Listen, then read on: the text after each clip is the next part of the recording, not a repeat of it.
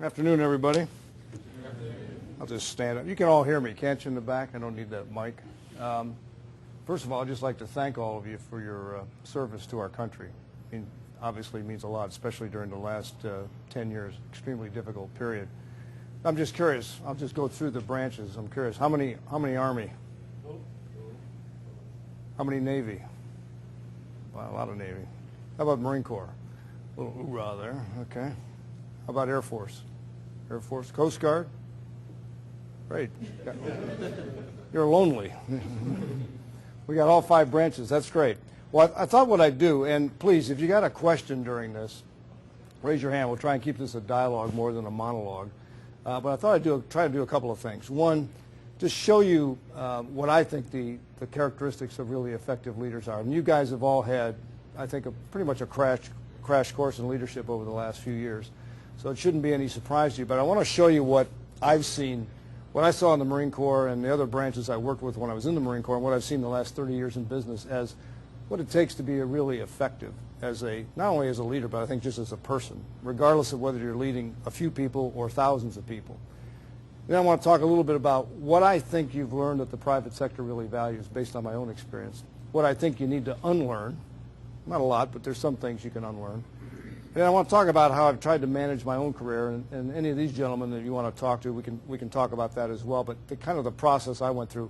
And as I was putting this together, I've talked to some of the other CEOs I know in this industry, like Jim Craigie, who runs Church & Dwight, which is Arm & Hammer is their central brand. Craigie spent 6 years in the Navy, so we all come from that same kind of background. But first, let me talk about these 5 characteristics. And I think this was certainly drummed into my head early on in the Marine Corps, and I'm sure all 5 branches, this issue of integrity. And it's probably one of the most overused phrases, but I think it's becoming even more important. But it is, as I said up here, it really is the key to trust. And if you want to get anything done in any organization, people have to trust you. And I think it really enables the speed of decision making. And there are 2 aspects to integrity here that I think are relevant in the business world anyway. One is not only telling the truth, obviously. You got to tell the truth, or people don't trust you. But it's the other thing is standing up for what you think is right for the business or whatever organization you're in.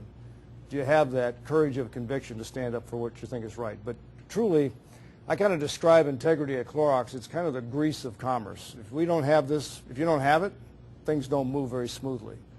And it's amazing as a personal brand, if you have one thing you take away from this tonight, it's that your personal integrity is incredibly important. Your ability to tell the truth, the whole truth, nothing but the truth. Don't misrepresent things, but the ability also to stand up for what you think is right. Because when you leave the military, the one thing you're going to owe wherever you go, whatever company you go with, you're going to owe them a point of view about how to make that place better. And that point of view has to be anchored in some integrity.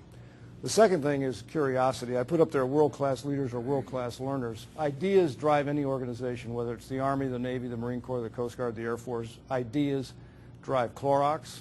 I mean, the fact that we've got now about 90% of our brands being number 1 or number 2 in their respective categories, it's all been driven by a lot of curious people trying to get insights to build those brands. So I think it takes world-class learners to be really world-class leaders. So you've really got to foster open debate in your organization. That's one of the things we've tried to do at Clorox. And it sounds a little different from the military model, but we've tried to create a kind of an informal culture, not so much based on hierarchy. I describe it as an inverted pyramid. You look at a kind of a typical organizational structure. You've got CEO at the top, you've got senior management, you go down through all the associates. We try to flip that on its head and say, you know, the 8,400 people at Clorox, Wayne's job, Keith's job, Irby's job, Steve's job, their job isn't to make me look good. My job is to help them they're supposed to be looking good. I'm supposed to get them the resources they need to enable them to be successful. We try and flip that on its edge, but that takes a level of curiosity across the organization to make that happen. You got to be open to learning from everybody in that organization. Optimism. Confront reality, adapt, and overcome. How many of you folks have read Good to Great, Jim Collins' book? A few of you have read it. Well, there's an interesting chapter in that book called the Stockdale Paradox. And Admiral Stockdale, for those of you who don't know, ran with Ross Perot in 1992 as his VP candidate. And Stockdale, of course, was an admiral in the Navy, awarded the Medal of Honor in prisoner of war for a number of years during Vietnam. Well, when Collins interviewed Stockdale for this book, he really wanted to understand who survived that prison camp experience and, you know, who survived it, who didn't survive it. And Collins always had this point of view that, you know, it was the optimists that really survived. And of course, so he's interviewing Admiral Stockdale, and the Admiral says, well, the optimist died. And so Collins said, oh my God, this blew my whole theory about, you know, what it takes to survive in these lousy situations. And Stockdale said, well, let me clarify what I mean by that. He said, it was the optimists, solely the optimists, who said, you know, we're going to get out of here by Easter, and it's January. And Easter would come and go, and they didn't get out. And then we'd get out by Thanksgiving, and Thanksgiving would come and go, and we're going to get out by Christmas, and they didn't get out. He said the people who survived that were, I guess he called them the hard-edged realists, the optimists, who said, you know what, I don't know when we're getting the hell out of here, but we're going to get out. And they had this prevailing faith, we'll get out of this, but we're going to confront the reality we're in and deal with it. And I think that's what's incredibly important in business, too. We've had, you know, the worst recession in 75 years to deal with. We didn't expect that. I certainly didn't expect it when I joined Clorox in 2006. I thought we were going to have the gravy train here. It wasn't the gravy train. I mean, but we've persevered and actually done quite well the last 4 years, a lot better than our peer group. But it was by confronting the reality. But I've got a lot of faith in the people I work with. That I got a lot of smart people around me. We're going to figure it out. We're just not going to sugarcoat it. It is what it is. And if you confront that reality, it's amazing what you can get done. Compassion. I put up there, selflessness magnifies authority. It was interesting, and when I was in the Marine Corps, I was on active duty from 76 to 81. And it's certainly not a term you hear bandied about in the Marine Corps much, probably in the other branches either, compassion. But it really gets down to just basic respect for people. And, you know, the fact of the matter is, the more power you're given in an organization, so as you move up an organization, the more power you're given. The ability, and I would define that as the ability to compel people to do things. You do this or I'm going to fire you. You get more power as you move up. Steve's got a lot of power as the chief financial officer. I will never see him try and order somebody about or compel them to do something. It's the authority side of this that really counts. If you look at who shaped a lot of the 20th century, whether it's Martin Luther King or Cesar Chavez or Gandhi, none of these guys had any power. They had tremendous moral authority. So I think the more you try to persuade people to do things for the better good, or for it's right for the business, actually, as you try to persuade, the more authority you're given. So you try to be very judicious with the use of power, but it's really about basic respect for people. It's amazing the authority people will give you to get things done if they think you're about them and not about yourself. And that was probably the biggest thing I took away from the Marine Corps. I have to tell you this one story about the Marine Corps. So you jarheads out there who appreciate this, and I'm sure all the rest of you will. So the very first day I was actually in the FMF. So I'd been in schools for 15 months. I went to basic school for 6 months, and I went to Fort Sill with the Army for 4 months, and of course with leave in between. I've been in over a year. So I was stationed in Kaneohe, which was pretty tough, the brigade in Hawaii, and I got there, my battery was training on the Big Island. So they flew me over there, and I went out to the firing point and met the commanding officer of the battery, and I was talking to the gunnery sergeant, the battery, the CO, and they'd been out in the field for, I don't know, 3 weeks at the time. They hadn't had any hot food in 3-4 days. So as a treat that day, the CO had the base camp bring some hot chow out. So everybody's lining up to get the food. Well, I'm pretty hungry, you know. So I start to head towards kind of the front of the line. The gunnery sergeant grabs me by the shoulder and says, "Lieutenant, in the field, the men always eat first. If there's any left, you can have some." So, okay, I got it. So you guys have all lived that kind of behavior. It's all about other people. It's not about you. And I think if any organization, if people genuinely think that you care more about them than you care about yourself, it's amazing what you can get done. And that kind of feeds into the last one you don't hear a lot about in the business context, is a sense of humility. It's really about being approachable and accessible to people. I mean, we've got so much data today. Information is flying around organizations at warp speed that if people don't think you're approachable and accessible, not only will you not get the information you need, you won't get it quickly. And so you've got to really be accessible and approachable. So those characteristics, integrity, curiosity, optimism, a sense of compassion and humility, whether it was in the military or in the last 31 years I've been in business, the people I saw and I've seen that really got ahead and moved into significant leadership positions all demonstrated those traits. And it's interesting today at Clorox, we use these traits to keep our values alive at the company, and 40% of a person's annual appraisal is against those traits, and a subjective assessment against those traits. So that's kind of the overarching view of what's it take to be successful in the private sector, I think, or in the military. And you think about what the military taught me, and I think what you need to understand that the private sector really values about what you've done and what you're doing. It's these. Mission orientation. When I came out of the service and I went to Procter & Gamble in brand management and marketing, there were probably 40 marketers in the paper division. So we were working on brands like Love's and Pampers and Charmin. 10 of the 40 were junior military officers. So they really, what Procter valued and what Clorox values, and a lot of the companies in our space, is this mission orientation. It's about the mission first. Obviously the people are extremely important. You don't get the mission done without the right people. But it's all about the mission.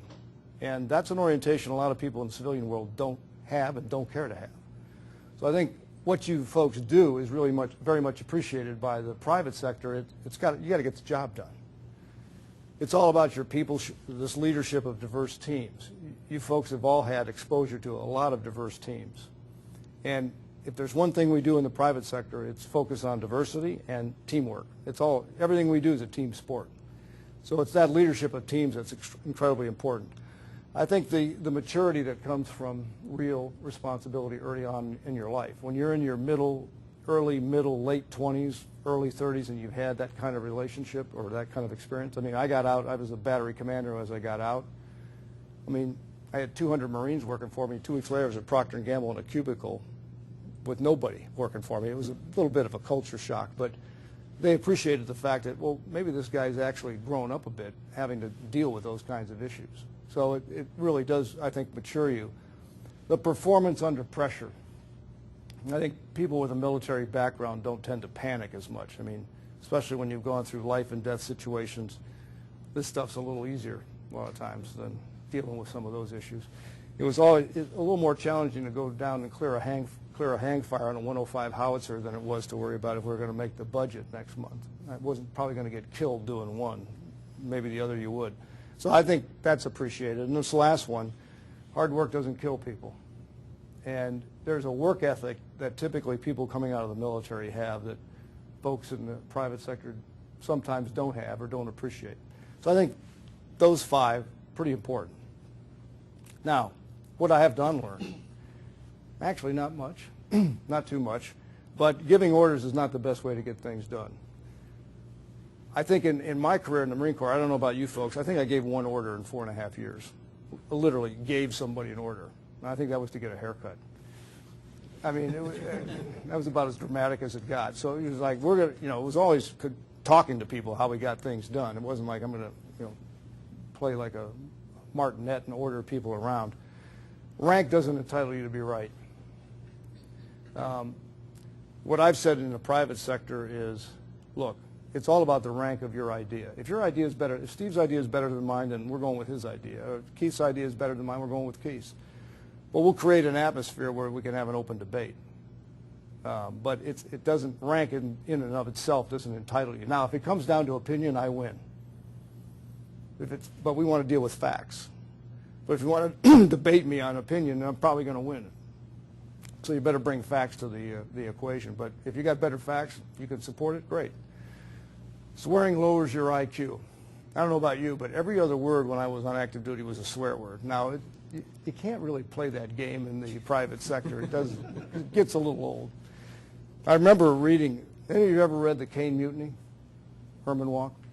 Well, what I loved about The Caine Mutiny was in the preface of the book, Walk wrote, "I have removed all swearing from this book because every other word in the military is a swear word and it gets very tedious after time." So it does tend to dull the IQ down a little bit. So I wouldn't take those habits with you if you got them. And then let me talk about, I got 2 more slides, then we can just have a conversation.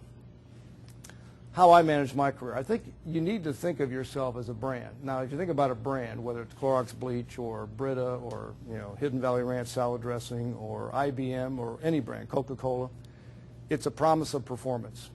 So you got to ask yourself, what's your point of difference? Why should I hire you over this person over here? Well, having a military background is one damn good point of difference to start with. So you've already got a leg up on a lot of people by having a more diverse set of experiences. So having that really helps. Find your passion. When you think about what you want to do, what you enjoy doing, is it marketing, sales, finance, logistics, human resources, manufacturing, supply, you name it. Find something you really do enjoy, because you're not going to be very good at it if you don't.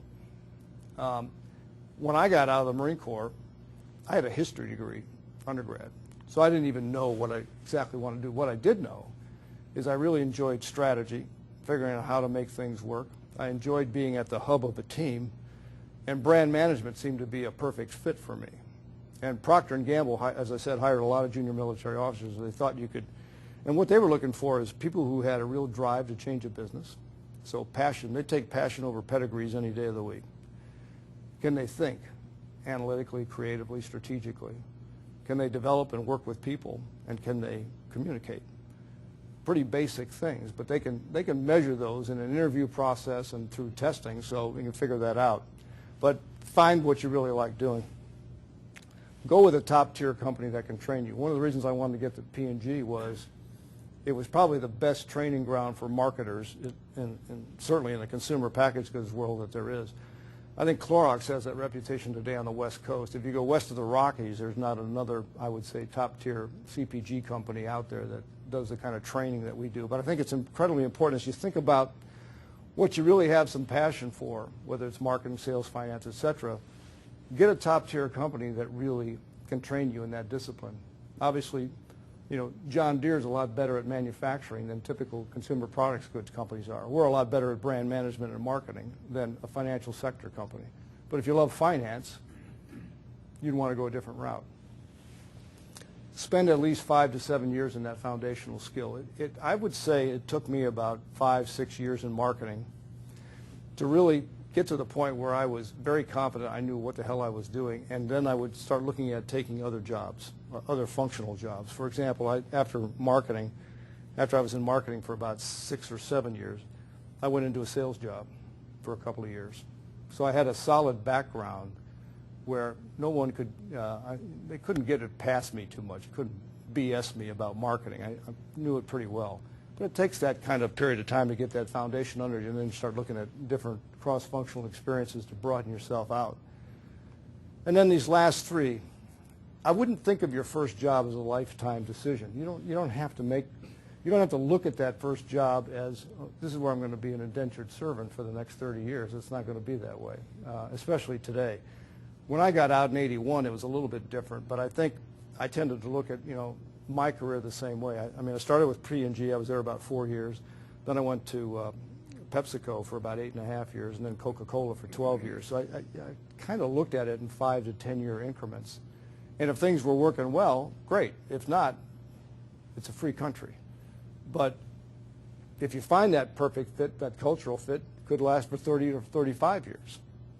So I stayed in the same industry because I loved consumer packaged goods. And the thing about packaged goods that was great is you didn't have these wild economic swings. I mean, when the economy got bad, Procter didn't necessarily do badly. Just like Clorox, through this worst recession in 75 years, the company's done very well.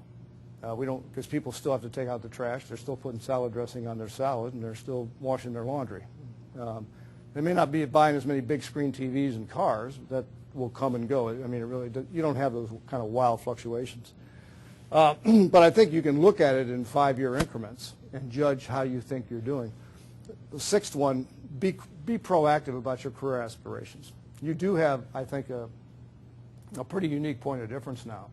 You've got this military background. You've got a diverse set of experiences versus most people. Don't be silent. No boss can read your mind. So Be assertive about that. And then lastly, volunteer for difficult jobs. Now, with the mission orientation of most people coming out of the military they have, that's probably not something that's foreign to you.